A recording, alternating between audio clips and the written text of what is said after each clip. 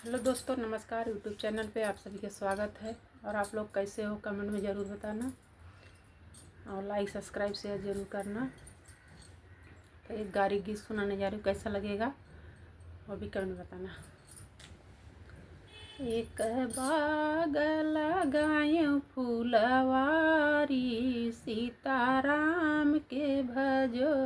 एक बाग लगायूं फूलवारी, सीताराम के भजो। अरे फुलवा तोड़ा ना गाई समाधि के वाहिनी हो, फुलवा तोड़ा ना गाई समाधि के बहिनी। अनकर झूलनी आड़ू जी गईले डारी, सीता राम के भजो। अनकर झूलनी आड़ू जी गईले डारी, सीता राम के भजो।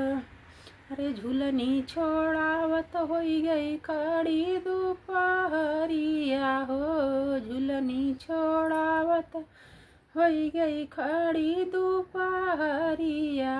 कावने बहाने घरे जाई, सीताराम के भज।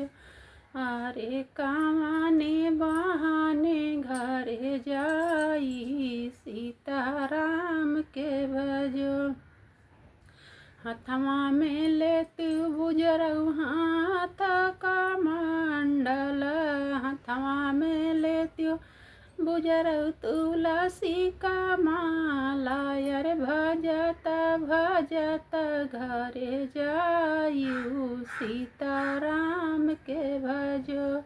अरे भजत भजत घरे जायू, सीताराम के भजो। एक बाग लगायूं फूलवारी, सीताराम के भजो। अरे फुलवा तोड़ा ना गाई दूल्हे की बहिनी हो, फुलवा तोड़ा ना गाई दूल्हे की बहिनी।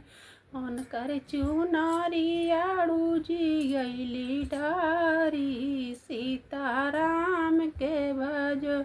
उनकर चुनारी आड़ू जी गईली डारी, सीताराम के भजो।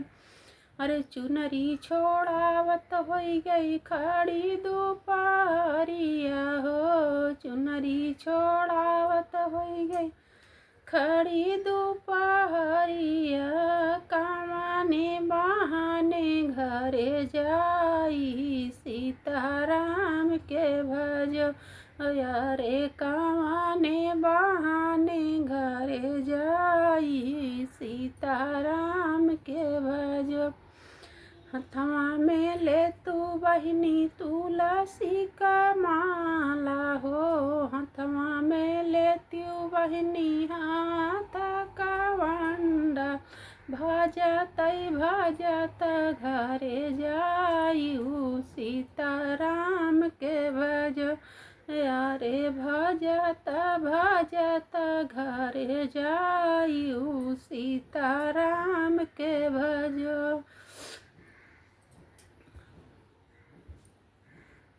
दोस्तों, यही गाली गीत था, कैसा लगा कमेंट में जरूर बताना। मिलते हैं अगले वीडियो में।